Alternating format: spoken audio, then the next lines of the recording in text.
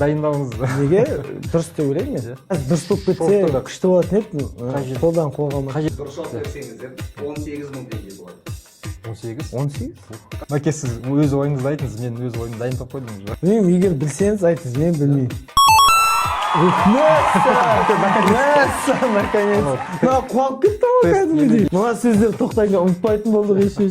Мақтұңғылы пырағының дүния белен қақпаты, көріғылы хайбаты, мер қақшылы сирасы, қыдын доны сүлпеті, жігіттері қайраты, айлы баған ғираты, аған тегі қораты, сүбіні шетедір.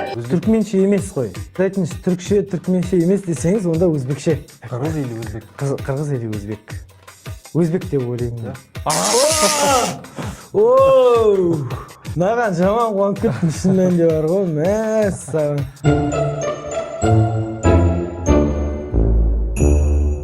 Шығыстағы Колыма өзенінен бастап батыстағы Балқан түбегіне дейін жайғасқан барша түркі әлемі армысыздар. Бұл түркі тіл маш интеллектуалды ойыны. Дұрыс жауап берсең ақша ұтасың, қателессең селт ете қаласың. Бүгін бізде қонақта білім саласының менеджерлері, мектеп директорлары Мәди Сергұлы және Есмағзам Исмұханов. Қолдарыңызда 10.000 теңге, алдарыңызда 10 ұяшық бар. Сұраққа дұрыс жауап беруге тілектеспін. Рахмет. Мен Мәди Серікұлы, Шерхан Мұртаза атындағы номері 63-ші мектеп гимназия директоры. Біздің мектебіміз гимназия болғандықтан жалпы қазақ тіліне, неміс тіліне, француз тіліне, ағылшын тіліне, жалпы басқа да өзге тілдердің барлығына ерекше көңіл бөліп отырамыз. Мектебіміздегі оқушылардың барлығы жалпы түркі халқының тілдерін жақсы білсін деген ниетіміз бар. Сондықтан бүгін алдарыңызға өзімнің білімімді сынауға келдім. Мен флагман онлайн мектебінің директоры боламын. Осы уақытқа дейін бірнеше жекеменшік және мемлекеттік мектептерде қызмет атқарған болатынбыз. Әрине осы уақытқа дейін барша ұстаздарымыздың, оқушыларымыздың әртүрлі ұлттардан болғаны бізге де өте қатты әсер етті. Өзімізде Қазақ-түрік мектебінің түлегі боламыз.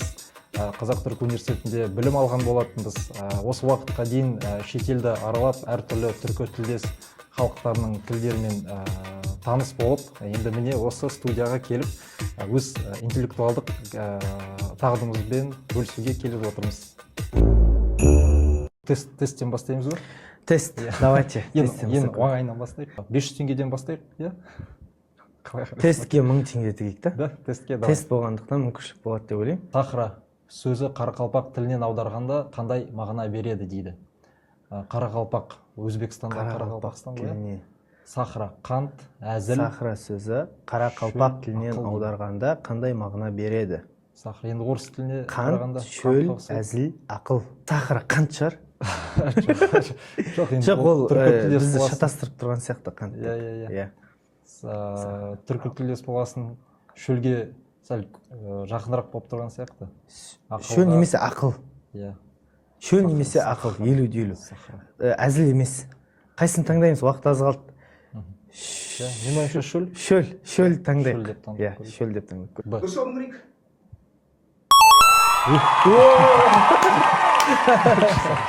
Мәссә. Керемет, жақсы. Біріншісінен таптық қой? Келесі 50-50. 50-50. Иә. 50-50. 1000 теңге. 1000. Мұтлу сөзі түрік тілінен аударғанда қандай мағынаны білдіреді? Бірінші бақытты, екінші қайғылы. Бұл сұрақ. Мәке, сіз өз ойыңызды айтыңыз, мен өз ойымды дайындап қойдым уже.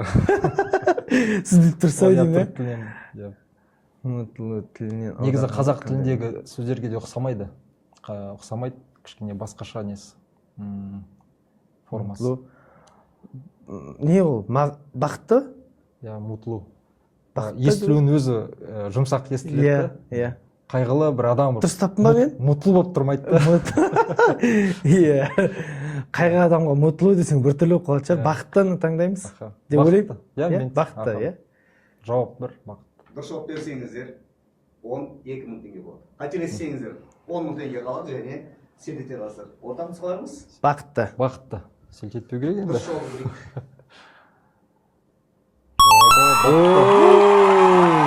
Хорошо келген Мәке, жақсы келіп жатырмыз. Я жоқ. Қалай көресіз? Я жоқ. Я жоқ. Аха, біріншісі сол максимально 1000 теңге? 1000 теңге. 1000 теңге. Чуваш тілі кішкене қиындау ғой деймін. Тіттім сөзі чуваш тілінен аударғанда қараңғы деген мағынаны білдіреді. Иә, жоқ. Тіттім. Қараңғы. Чуваш тілін шын мәнінде мен білмеймін. Чуваш тілінен де. Қараңғы деген мағынаны білдіреді дейді. Тіттім неге қандай сөзге ұқсап тұр? Тіттім деген. Тәтем дейсің. Жоқ, тәтем типа бірдеме жоқ сияқты Тіттім. деп ойлаймын. Білмеймін. Сіздіңше қалай? Тіттім. Мен де ойым сол жоқ дегенге келіп тұр. Жоқ шығар. Ешбір сөзге ұқсамайтын болып тұр. Тіттім мен білмеймін просто чуваш тілін. Мен никогда ойлаған емеспін. Бірінші тәжірибе болады. Иә. Жақсы. Көрейік енді бізде. Дұрыс жауап берсеңіздер 13.000 теңге болады. Қателессеңіздер 11.000 теңге қалады және сердец жазасыздар. Ортақ нұсқаларыңыз? Жоқ. Дұрыс жауап берейік.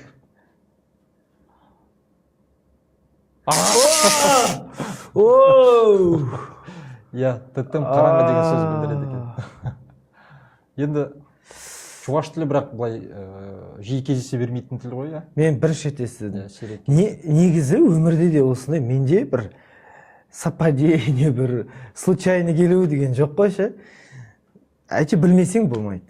Чуваштар бар, арамызда кездеседі, мектепте чуваш оқушылар бар дегенді естіген, бірақ тілмен ондай кездеспеген. Иә, білмедік енді, жарайды. Жақсы, енді бірінші тәжірибеміз болды. Бірінші тәжірибе болсын, иә. Селк ете қалды. Мәссаған қатты кетті. Қалтамызда 11.000 келесі.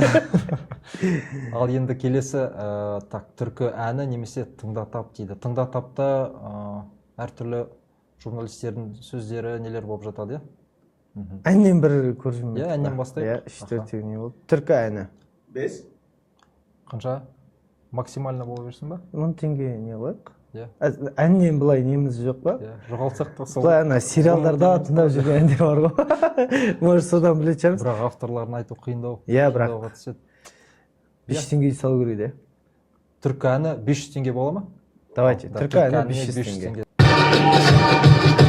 Burçoğunna ömrarı var, yer topalı bu millet 5000 yıllık tarihi var, oğul kallı devlet Zamanına aylanıp dur, korkuda tam sayhati Mahtumluluk fırağının dünya bilen sarpati Doğru hayvatı, mer kakışlı siratı Kızıl doğanı sülpeti, yigitleri gayratı Aylo bağlan gayratı, akan teki soratı Sigidip senedir, toynakları kuvaratı Uğur gördü, kuş gördü, şiir yürekli merti Kazanından rahat kırar, satın alma derdi Teker yolu erdari, alili yadır bari Algı birdir milletim, hayran bütün yer şari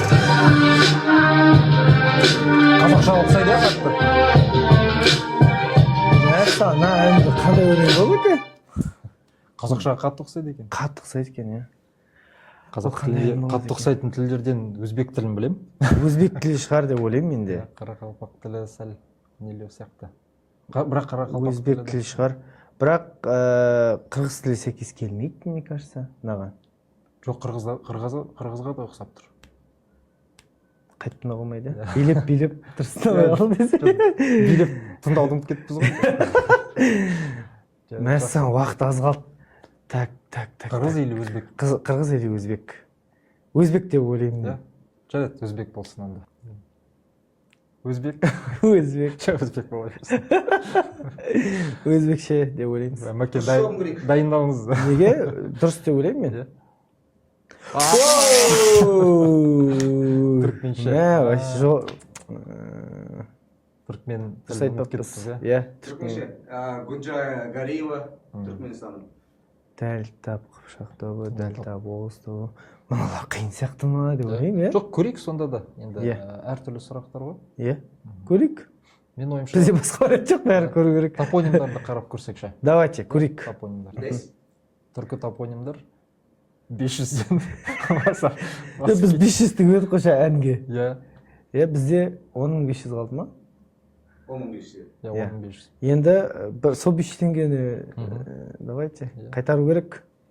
Сібірдің оңтүстігінде орналасқан бұл қала атауының түбірі өзі Аттас өзенінен алынған. Сібірдің оңтүстігінде қандай қалалар бар? Және өзі Аттас өзенінің қайнары қазақ даласынан бастау алады, ал атауы өсімдікпен байланысты. Ойбой, географиядан қалайсыз? География болып кетті ғой мынау. Оңтүстігінде орналасқан бұл қала атауының Енді түбірі. Сібірдің оңтүстігі біздің солтүстігіміз ғой, негізі. Иә, өзі Аттас өзенінен алынған. Аттас өзенінен алынған деп тұр ғой. Ол жақта оңтүстігі болса, демек солтүстік пен солтүстік шығыс жақтары болу керек, иә? Солтүстік шығыс жақтарында бізде Ерті сағат, ана жаққа Есіл ағады. Өзен қайнары болып басталады, ал атауы өсімдікпен байланысты. Сібір мен Аттас өзені болып тұр. Өсімдікпен байланысты дейді. Давай, Мәке, Сібірдің оңтүстігі де көзіңізді жұмып тұрып визуально барып келіңіз. Мынаның атауын прям айта салу керекпіз ғой негізі. Сібірдің оңтүстігі енді солтүстіктің қала. Қала атауының түбірі дейді. Өзі Аттас өзенінен алынған. Ал өзеннің қайнары бұнаны қалай айта аламыз енді? Қазақ даласынан басталады. Өзеннің қайнары. Демек, я бір көл, теңіз, енді көл. Атау өсімдікпен байланысты. Атауын айтуымыз керек қой енді. Иә. Дұрыс жауап берсеңіздер 11 мың теңге болады. Қателессеңіздер 10 мың теңге қалады және сертификат аласыздар. Тоққа дайындала берейік қой. Иә, шын мәнінде. Есіл десекші? Есіл деген шөп бар ма не? Есіл деген шөп. Бірақ енді есіл деп айтуға да болады шығар. Шөптің түрлері көп қой. Мүмкін бар шығар біз білмейміз. Әсіресе оңтүстікте деп. Көрейік. Ортақ нұсқа? Есіл. Есіл дейік пе? Дұрыс жауабын көрейік. Давай. Тобольск, я, блин, Тобол. Не жақта ғой? Қостанай жақта. Тобол деген өсімдік бар. Иә. Негізі жаңа Россияны кесіп өтеді дегеннен кейін северге қарай ойлануымыз керек еді. Біз оңтүстікке қарай. Сол мен Қостанай не жақта? Анда Сібірдің оңтүстігінде дегеннен кейін мен бірыңғай оңтүстікке қарай, батысқа қарай кете беріппіз. Жоқ, сол Сібірдің оңтүстігі енді дұрыс Қостанай жақ қой, примерно сол жақтар. Деп Геракл. Ал Мәке, сіз таңдаңыз. Қыпшақ тобы, Оғыз тобы, Қарлық тобы дейді. Мына жерде тарихпен байланысты, сирек тіл. Сирек тілде қызық негізі, тыңданы сәл кеңге қойайық па? Иә, кеңге қойайық кішкене. Ән тыңдадық қой, рэп тыңдадық қой. Қыпшақ тобы дегенді көрейік, мен білмедім Қыпшақ тобы деген екен. Анда білмейтіндерді бірінші жіберген дұрыс та, сосын кейін тік қылып жіберген. Қыпшақ тобы білесіз? Бізде 10 мың теңге қалды. Жоқ, Вабанк барайық та. Вабанк барайық. Не істейміз? 1000 теңге ма? Қыпшақ тобын? Иә, дәл тап, Қыпшақ тобы 1000 теңге. О, парда сөзі қырғыз тілінен аударғанда қандай мағынаны береді? О, қырғыз тілінде қазақ тіліне парда. Қазақ тілінде парда деген сөзге ұқсас сөздер бар ма? Парда. Парта деген сияқты екен. Біз мектеп болғаннан кейін мектепке қатыстыра береміз бәрін. Моншаға барған кезде парда отырамыз ғой сол сияқты. Ой, ондай емес ол. Мектепте парта немесе парда. Университетте пар, бірінші пар, екінші пар деп атады, сондай. Жоқ, бұл жерде енді не шығар? Зат есім шығар. Бірақ зат есім, сын есім аралас қой да? Аралас болуы мүмкін шығар. Аралас шығар. Мне кажется, бір білім саласына қатысты бірдеме шығар. Иә, сөзі қырғыз тіліне аударғанда. Сабақтың арасындағы окошко деп атсақ. Окошко кем олай? Пар. Білмеймін, парда деген. Қырғыз тіліне аударғанда дейді, иә? Иә, қырғыз тілінен парда. Жоқ, қырғыз тілі сол негізі орыс тілінен енген сөздер де көп о жақта. Қазақ тіліне де қатты ұқсайды. Иә. Парда. Сіздер бұған жыл сайын ақша жинайсыздар?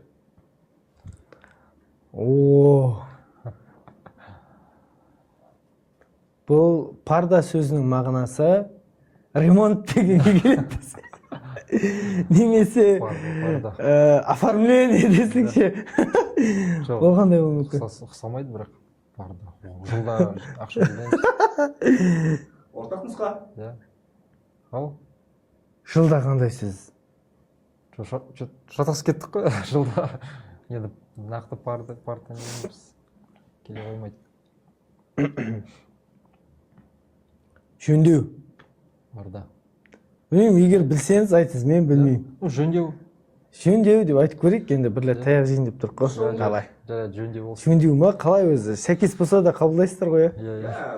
Синонимдер қабылданады. Синоним емес. Ой, мынау. Ерде. Мынау қателестік қой, оған ақша жинамаймыз ғой. Шатасып кетті ғой, жылда болғанда ақша жинаймыз ғой. Соны айтамын, маған қалай ақша? Барда, терде. Мен анау неге? Дауыссыз дыбыстарға көбірек мән беріп қойыптым да. Иә. Д-ні Т-ға ауыстырсам. Негізі ұйқаса береді ғой, негізі. Парда, Перде, парда, парта. Енді. Сөйтіп кете беретін сияқты, мне кажется. Иә. 9000. Жарайды, жақсы. 9000 болып қалдық па? Сіз таңдайшы енді, мен таңдағандарын ешқайсысы қалды. Онда оң жақ бағаннан таңдай берейік. Дәл таптың несінен, категориясынан. Қарлық тобы болсын. 5. Иә, қарлық тобы. Вабанк барамыз ба қайтадан?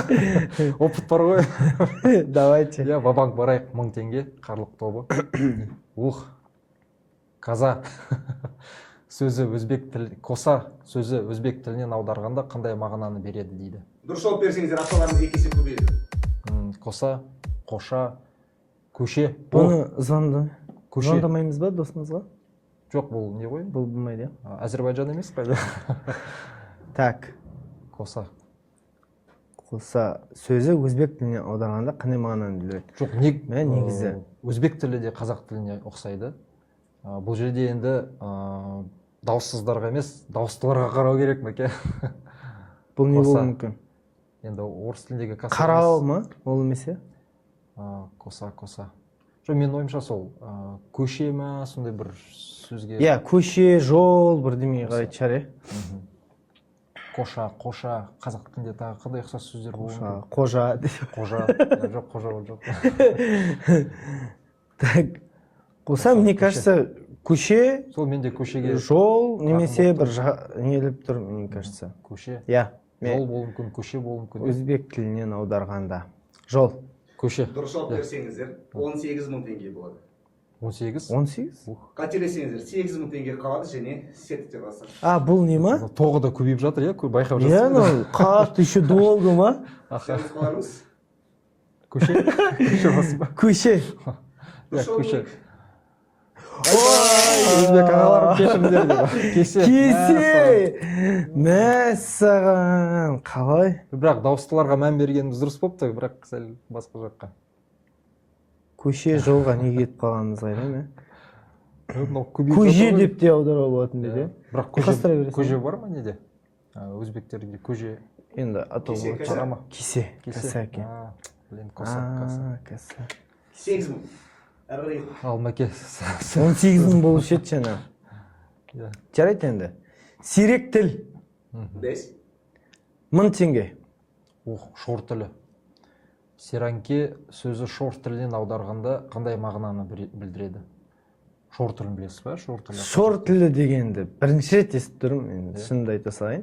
Шор тілі. Сиранке сөзі шор тілінен аударғанда қандай мағынаны білдіреді? Шор тілі қай жерде? Шор тілі деген бар ма қолданыста? Сиранке. Сіріңкеге ұқсайды, қазақ тіліндегі. Бірақ қазақ тіліне ұқсай ма, ұқсамай ма шор тілі? Түрк тілдері болғаннан кейін сиранке меніңкі сіріңке дегенге ұқсайды деп ойлаймын. Или сараньо деген. Ол испанша болып кетті ғой, сараньо. Жоқ, сіріңкеден басқа ұйқаспайды, мне кажется. Сіріңке ұқсап тұр. Иә. Қазір дұрыс болып кетсе, күшті болатын еді, қолдан қолға ма. Қай жерден екені сол сұрақ болып тұр да? Шор тілі. Шор. Қай жақта екен шор тілі деген? Дұрыс жауап берсеңіздер. Башқұрт тіліне ұқсайтын болса, онда 9000 теңге болады. Қателессеңіздер 7000 теңге қалады және сертификат аласыздар. Екінші қолға ауыстыруға болады ма? Жақсы. Сол сіріңке болсын, е? Сіріңке болсын енді. Сіріңке болсын, шор тілі. Дұрыс жауабын көрейік. Мәссә, наконец. Қуанып кетті ғой кәдімгідей. Тест елуден кейін. Маған жаман қуанып кеттім, шын мәнінде бар ғой. Мәссә. Уже организмдер дайындалып тұрған дұрыс жауапқа емес, мынаны дірілдемеуіне. психологически дайындалдық қой. Керемет. Жақсы. Мәс. 9 мың әрі қарай кеттік. Ән емес, тыңдап көреміз ба? Тыңдап көрейік. 5 1000 бола берсін. 1000 бола берсін. Ölüp gitip kalsınız. Ölgenden keyinki kısqalan neçe saat içinde neymiş yüz berip kalıpını oylap baktınız mı? Siz ölgenden keyin neçe saat ötüp yığa avazları asta pastlashga başlaydı. Ailenizdekiler yemek içmeklerini uğurlaştırış bilen aldaş bulup ketadi. Sizin bir kısım tuqqanlarınız çay içkech o'ltirib, sizning hayot vaqtingizdagi ishlaringizni deyishga başlaydı. Yani ba'zi bir kısım tuqqanlarınız ailenizdekilerge telefon berip, öz ko'nglining nihoyat yerim bo'lganligini deydi. Шай туралы айтты. Шай туралы. 1300 бірдеме деп айтты. 1300 халық деп. Иә, 1300 адам. 1300 Халық туралы бір айтты. деді ма, 1311 деді ма? Иә. Сондай бірге. Ем бастапқыда өзбек тілі деп. Иә, мен де солай ойладым. естідім Бастапқыда маған. өзбек тілі сияқты болды. Бірақ енді Қырғызға ұқсап тұрды. түркмен тілі де болуы мүмкін. Түркмен тілі де ұқсап тұрды. Түркмен, өзбек, қырғыз. Жоқ, қырғыз емес қой деймін. Түркі тілдері жалпы негізі ұқсас келеді. ш деп қатты қолданды да. Бұл жерде қырғыз емес қой деймін. Я түркмен, я өзбек. Иә. Бірақ өзбек тіліне жақын болып тұр. Бірақ өзбекше. Ана басталғанда жұмың сияқты болып басталды ма? Иә. Так, өзбекше болғанмен, бірақ білесіз, жаңағы жерлері кемеді. Өзбек. Өзбек болсын, иә. Білмеймін, бастапқыда басында сол өзбек. Түркменше емес қой. Сіз айтыңыз, түркше, түркменше емес десеңіз, онда өзбекше. Өзбек бола берсін. Давайте. дұрыс жауабын көрейік. Топқа үйреніп қалдық деп. Жоқ, сіз әлі дайын болмадық десе. Ұйғыр тілі мәсі вообще жоламадық қой. Я шынымен. Ұйғыр тілі екен. Сол жұмсақ болып тұр да, мысалы неге қараған. Қырғыз тіліне қараған кезде жұмсақта болып тұр. Иә. Басқасы. Ұйғыр тілі. Ұйғырша екен. 8 мың теңге. Ал, сіз таңдаңыз ма әке? Соңғы бізде дәл тап Оғыз тобы. 5 1000 теңге. Үнван сөзі Әзірбайжан тілінен аударғанда қандай мағынаны білдіреді дейді. сіздерде достарыңызға қоңырау шалыңыз. Бұл жерде қоңырау Иә, қоңырау Қоңырау шалайық? Иә. Иә, Қайрат Манатбекұлы деген әріптесіміз, ол кісі Алматы қаласындағы Абай мектебінің директоры болады. Осы уақытқа дейін Астанада да мектеп директоры болған, Қосшыда мектепте жұмыс. Қайреке, қалайсыз? Нормально, что там? Қайреке, бір сізге звондап тұрық, бір сұрақ болып тұр. Біз қазір түркі тілмаш бағдарламасында отырық. Мүмкіншілік бар екен, досыңа қоңырау шалу деген. Қандай сұрақ, Есмеке? Қайреке, ассалаумалейкум, мен ғой. Ассалаумалейкум, қалай? Я, жақсы. Қайреке, сұрақ мынандай. Әзірбайжан тілінен аударғанда қандай мағынаны білдіреді? Сөздің атауы үнван. Қандай? Үнван. Ун? Үнван сөзі Әзірбайжан тілінен аударғанда қандай мағынаны білдіреді дейді. Үнван. Үнван. Қазір естілмей тұр, иә. Унван деген сөз меніңше енді бір унван деген. Түрік тіліне ұқсап тұр. Әзірбайжан тіліне түрік тіліне жақын ғой. Әзірбайжан тілі. Унван деген бір Сіздің ойыңызша қандай? Мекенжай деген жоқ па? Мекенжай деген мағына береді деп ойлайсыз ба? Онда нұсқалар жоқ былай. Даже может мәртебе атақ деген болуы да мүмкін. Уақыт аяқталды, өздеріңіз талқыласаңыздар. Уақыт аяқталып қалды дейді. Жақсы, рахмет. Давайте. Сол негізі түрік тілінде бір ұқсас бір сөз бар. Үнван ба, қалай еді сол? Атақты деген сөзге ұқсайды.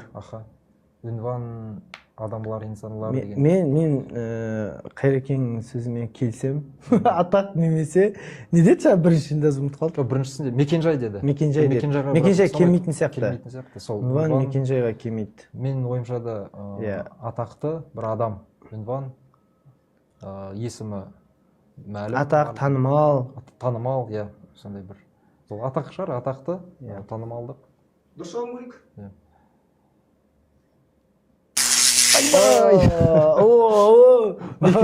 Мекенжай екен ғой. Қайреке, сорри. Қайреке, дұрыс айтыпсыз. Харекиге Мәссаған, мекенжай деген дұрыс екен. Унван. Мә, Адрес деп тұрады ғой негізі, унван деп тұрады ғой. сол білмедім мен. Иә, негізі кездеспедім. анда анкеталар толтырғанда унван деп тұрады ғой негізі. Мына тоқтан кейін есімізге түсіп кетті ғой сразу. Мекенжай екен ғой. Мекенжай. Мына сөздер тоқтан кейін ұмытпайтын болдық еш. Құрметті көрермендер, құрметті әріптестер, кереметтей бағдарламаға келіп қатысқанымызға өте қуаныштымыз. Жалпы айтайын дегеніміз, елімізде Қазақстан Республикасында енді көп тілді, көп ұлтты халықпыз ғой.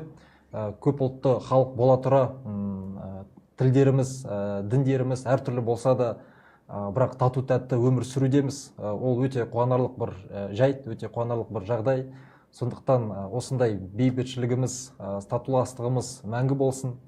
Осындай кереметтей түркі тілмаш болсын. Тағы да бағдарламалар көбейе берсін, абыройлы, берекелі болсын деп тілейміз.